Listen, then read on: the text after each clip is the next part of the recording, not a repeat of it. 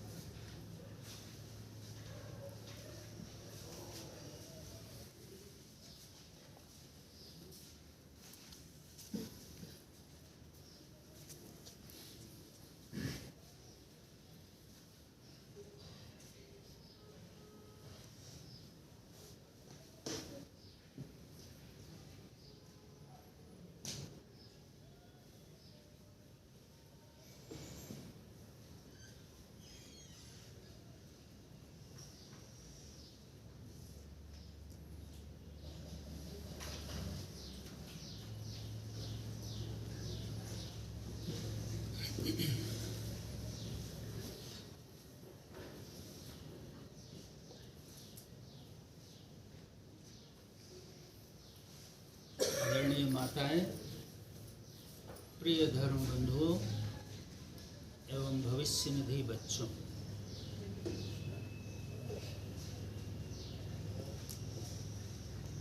यह रविवासरीय कार्यक्रम जो हम लोगों ने प्रारंभ किया है, ये बहुत ही अच्छा कार्यक्रम है आप सभी के लिए।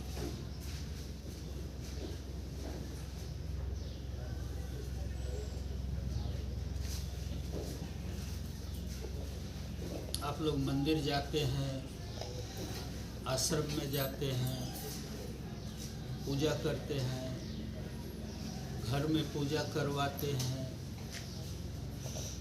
ये सब तरह तरह से आप लोग प्रयत्न करते हैं उस चीज को पाने के लिए जो आपके बहुत नजदीक, बहुत नजदीक।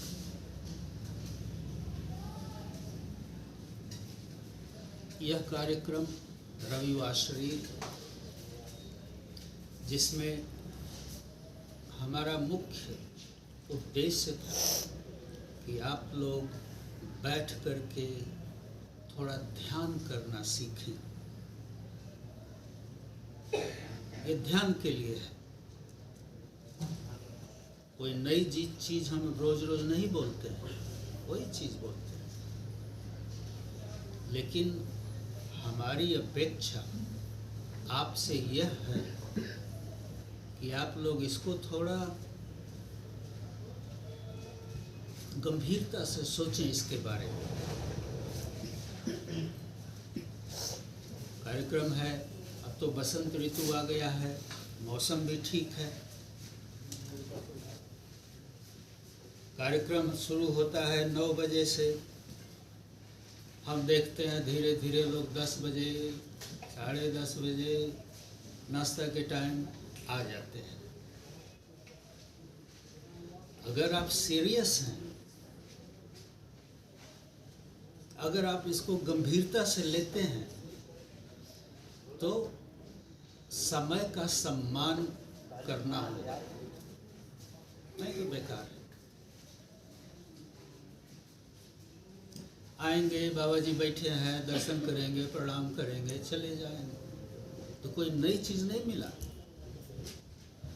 हम थोड़ा समय जो आपके साथ बिताते हैं, कोई नई चीज़ देना चाहते हैं, आप लेने को तैयार हो तब। बहुत बाबा जी लोग हैं, जाइए, मारिए दंडवत, आशीर्वाद लीजिए, जाइए। लेकिन अगर कुछ सीखना है तो आपको भी इसके बारे में प्रयत्न करना होगा। जो कार्यक्रम है कितना सुंदर लगता है, सामूहिक 10-20 आदमी बैठ करके ध्यान करते हैं। सामूहिक उसका एक आनंद है, और आप अपने लिए ही नहीं सबके लिए कर रहे हैं। इसमें आपकी भागीदारी आवश्यक है। तो आप अपने आप को देखिए कि यह जो कार्यक्रम हम लोग प्रारंभ किए हैं, आपका इसमें सहयोग क्या है। संडे को हम नाश्ता दे देते हैं, यह सहयोग काफ़ी नहीं है। असली सहयोग है आपकी उपस्थिति टाइमली।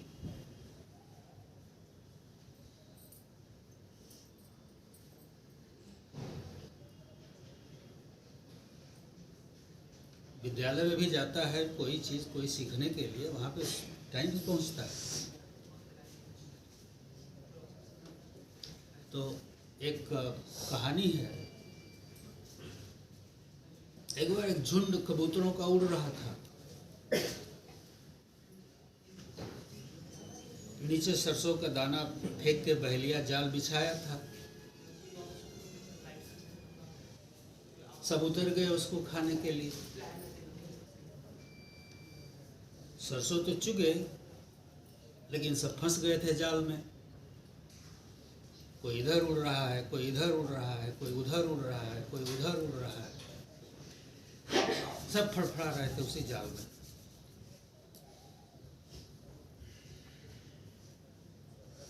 तो एक बुढ़ा कबूतर बैठा था, दूर से देख रहा था सबको अपनाते हुए। वो जोर से चिल्लाया, जैसे आज हम चिल्ला रहे हैं। आज बिजली नहीं है तो इसलिए भी चिल्ला। जोर से चिल्लाया, अरे सब एक दिशा में एक साथ उड़ो।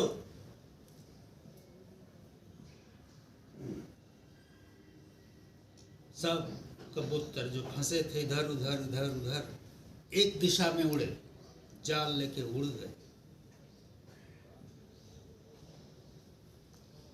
फिर उसने कहा, यहाँ उतरो, हमारा मित्र है चूहा जो इसको काट देगा।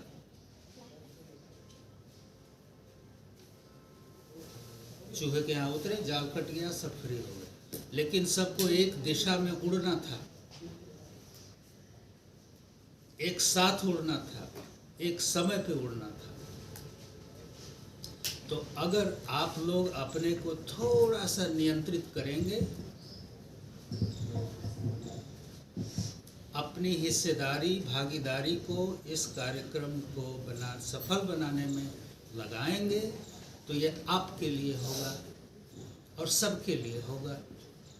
और यही आश्रम की देन है, भेंट है, महत्व है।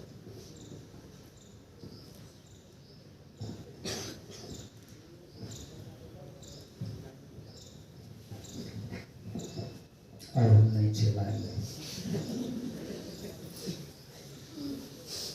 तो कहने का मतलब यही था बंधुओं, माताएं, बड़े बच्चों, कि हम तो है 22 तारीख को चले जाएंगे, लेकिन हम चाहते हैं कि यह जो दीपक हमने जलाया है, आप लोगों को थोड़ा सा शांत एक साथ सामूहिक बैठने का। अरे सामूहिक नाश्ता तो हर जगह होता है। अगर उसी को करने के लिए आश्रम में आते हैं तो आप अपने के साथ बहुत बड़ा अन्याय कर रहे हैं। आश्रम हम आते हैं एक विशेष भाव से। अब बाबा जी हैं तो दर्शन करने आते हैं, उनके साथ थोड़ा बैठने के लिए आते हैं। और बाबा जी नहीं है, इसका मतलब कि नहीं कि वो गुरु नहीं है। आश्रम गुरु पीठ होता है। गुरु से बड़ा गुरु का आसन। जो चीज़ आपको गुरु नहीं दे सकते, वो गुरु का आसन आपको दे देता है। क्यों? आपके भाव के ऊपर वो निर्भर है। जिस भाव से आप आते हैं, जिस भाव से आप गुरु के आसन के सामने मस्तक नवाते हैं, आप खाली हो जाते हैं और वह खाली भर जाता है। गुरु आपको हमेशा देख रहे हैं, क्योंकि वह गुरु तो आपके अभ्यंतर में है, बाहर नहीं है। और जिस दिन वो मिल जाए कि हमारे गुरु हमारे अभ्यंतर में हैं, आप हमेशा गुरु की निगाह में हैं। और जिस दिन ऐसा महसूस हो जाए कि गुरु की निगाह हमारे पर है, 24 घंटे आप गुरुमय हो जाते हो, आप गुरुपद हो जाते हो, आप गुरु हो जाते हो। आप में और आपके गुरु में कोई अंतर नहीं है। गुरु थोड़ा पहले जान गए, शिष्य थोड़ा बाद में समझता है। और कभी कभी शिष्य गुरु से आगे भी निकल जाता है।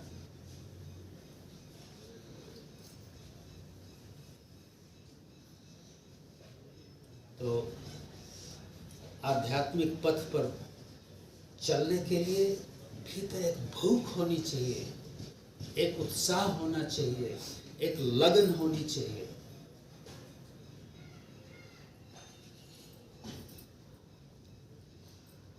बाबा कहते थे, जिंदे का शिकार करो, मुर्दे का शिकार नहीं।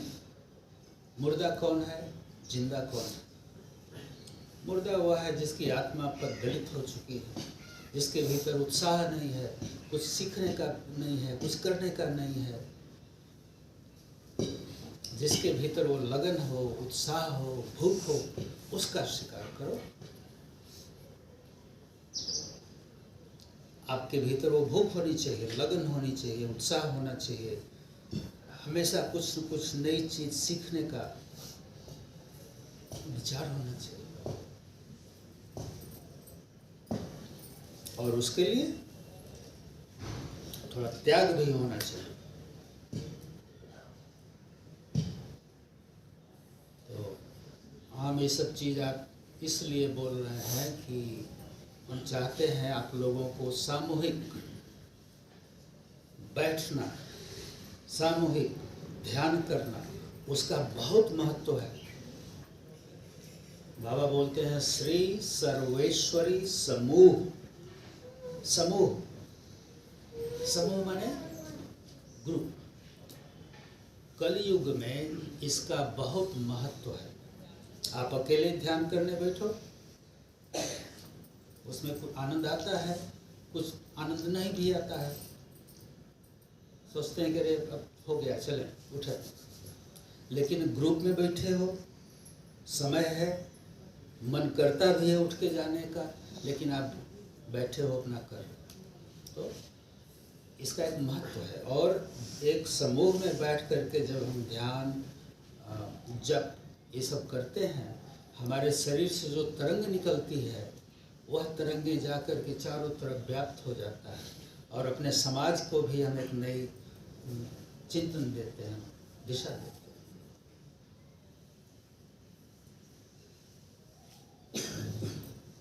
तो ये कहने का मतलब यही था कि आप लोग, दो हाथ से ताली बजती है, एक हाथ से नहीं।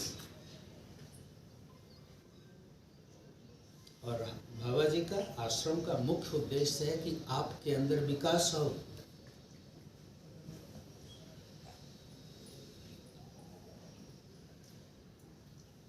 उसके लिए आप समयबद्ध हो।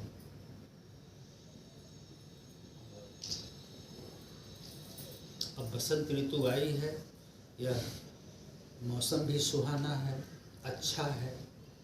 बस थोड़ा सा आपको अपने को ट्यूनिंग करना पड़ेगा और सोचना चाहिए। ऐसे नहीं, एक ठो गांव था, वहाँ सूखा पड़ा था, तो एक घूमते घामते साधु बाबा आए, तो लोग गए उनके यहाँ कि बाबा जी सूखा पड़ा है, कुछ कीजिए। तो कहा हाँ करेंगे। आपके गांव के बाहर वो शिव मंदिर जो उपेक्षित पड़ा है, अगर हर गांव का नागरिक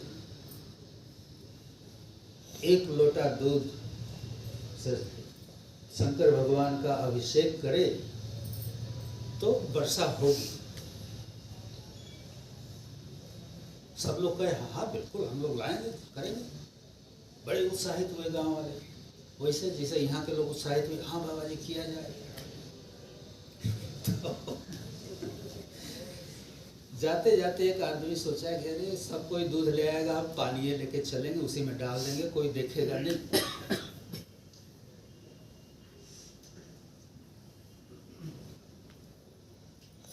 दूसरे दिन सब गांव वाले अपना लोटा ले लेके छुपाए हुए खड़े थे, सब गए, सब पानी लेके आए थे। एक आदमी के दिमाग में ये भाव, ये चीज घुसा, यार हम तो बस डाल देंगे और लोग तो ला ही रहा है।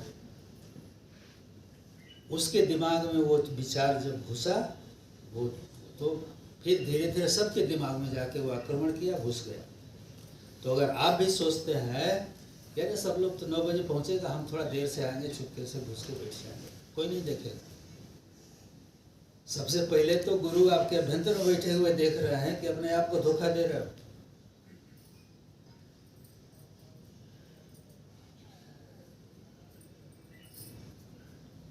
उसी गुरु को प्लीज करना है, उसी गुरु की कृपा पाना है, उन्हीं का आशीर्वाद पाना है।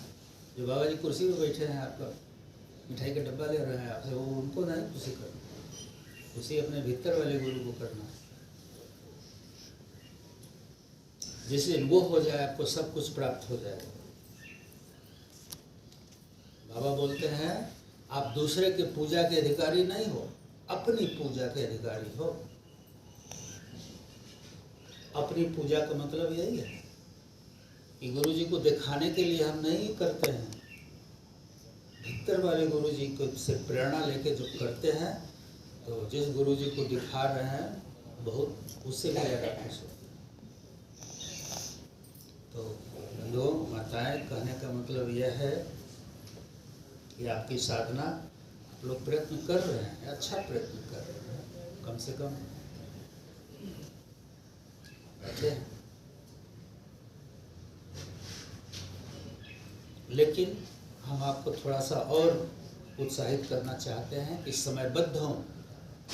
भीतर एक उत्साह आपके भी होना चाहिए कि अच्छा लगेगा अगर हम लोग 10 लोग सामूहिक बैठ करके जप करेंगे।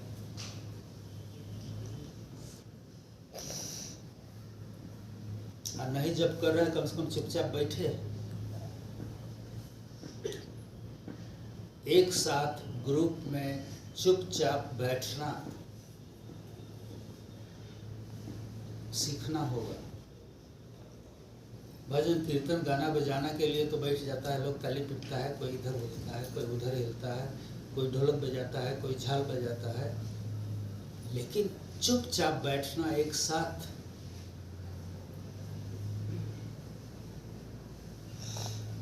इसका बड़ा महत्व है। लोग बैठते हैं लेकिन अपने आश्रमों में भी हम नहीं देते, क्योंकि हम लोग जिस के आश्रम में जितने लोग हैं सब अभी वही पूजा पाठ इधर उधर, लेकिन बैठने का अभ्यास करना। पहले सामूहिक बैठिए, फिर घर पर भी आप बैठ सकते हैं अपने आप। अब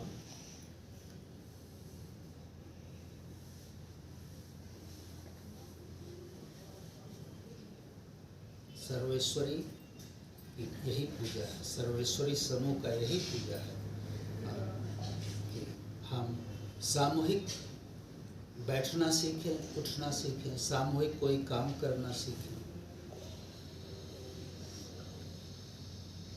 अकेला चलो वाले तो सब हैं,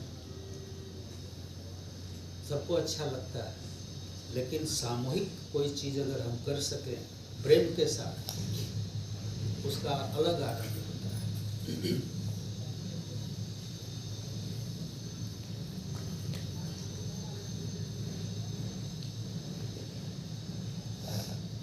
आइए सब कोई जहाँ बैठे हैं सीधे बैठ जाइए।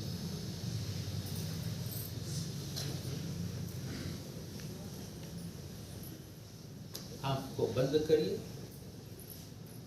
Close your eyes. मस्तक को खाली करिए, Lighten your mind.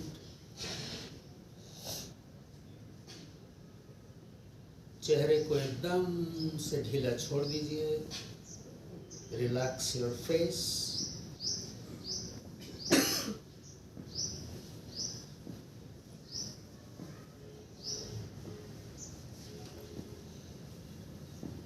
Relax your neck. गर्दन को ढीला करिए. कंधे को ढीला छोड़ दीजिए. Relax your shoulders.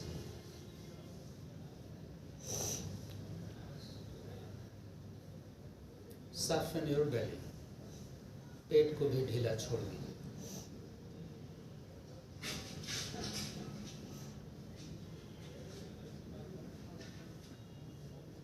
वह श्वास आ रही है और जा रही है. The breath is coming in through the navel to the heart, going back to the belly.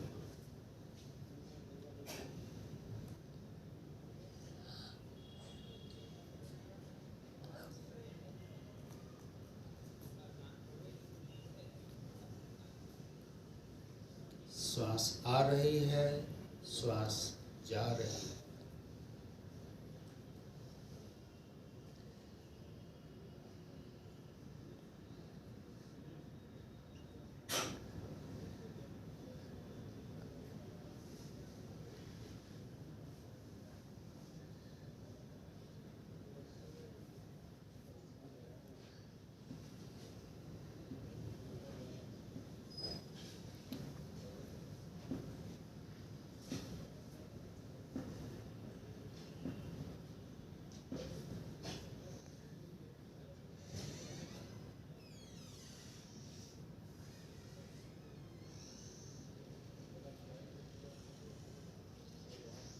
अपने श्वास को जहाँ है वहीं रोक दीजिए. Stop your breath for a moment wherever it is.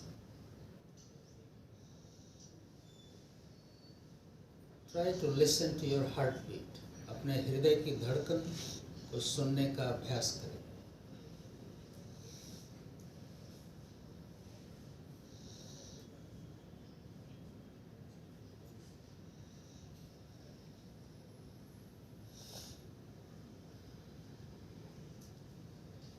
छोड़ दीजिए. Then let it go.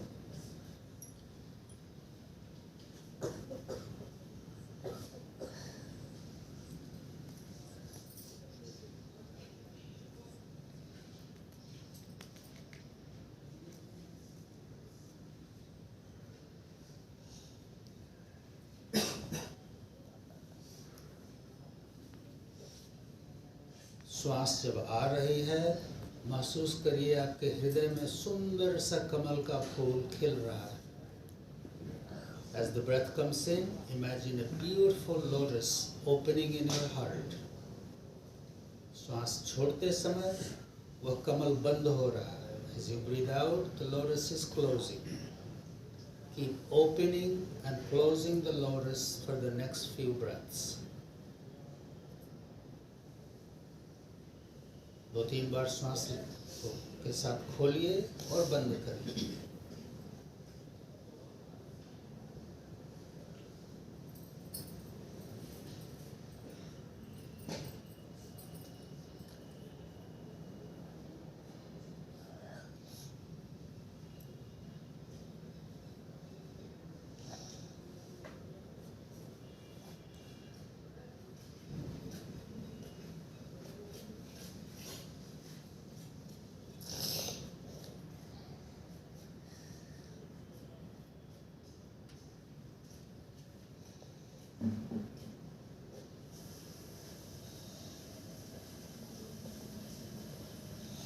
श्वास को फिर रोक लीजिए. Again stop the breath.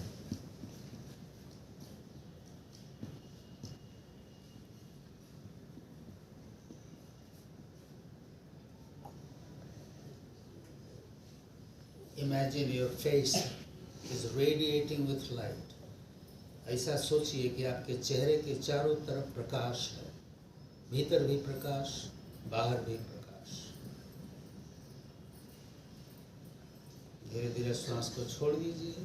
Release your breath.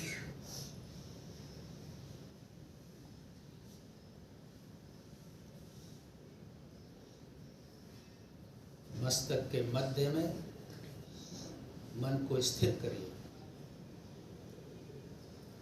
Focus on the center of the forehead. Imagine a beautiful light, Swet Prakash.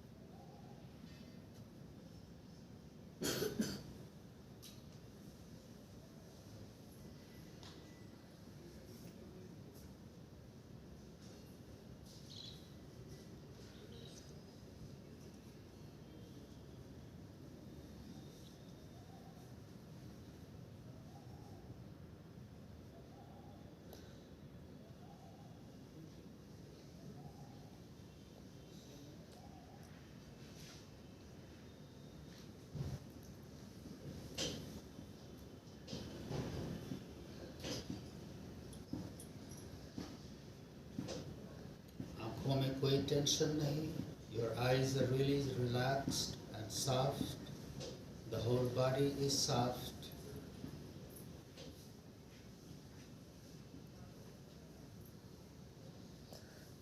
Enjoy the stillness. देखिए आपका शरीर कितना स्थिर है. उसके आनंद को पाइए कि हम बिल्कुल शांत बैठे हैं. मन मस्तक के मध्य में स्थिर है.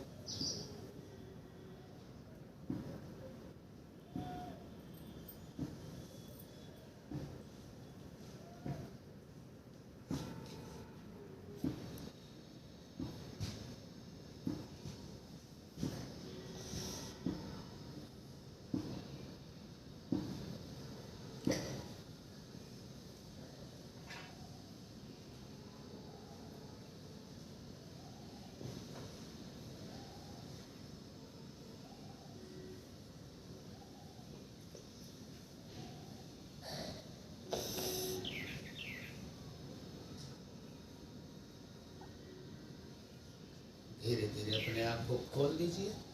लंबा सा श्वास लेके छोड़.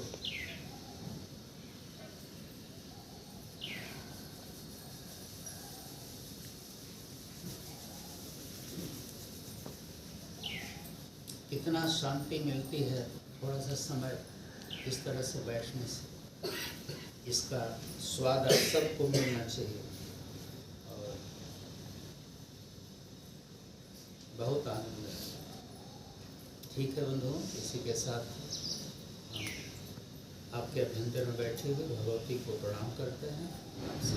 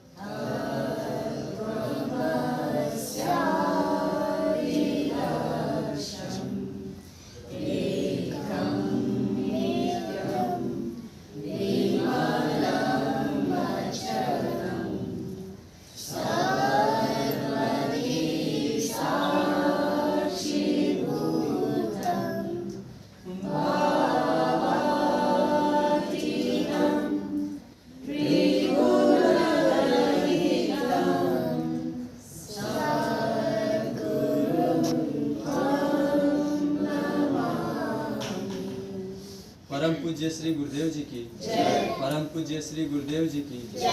ओम भारत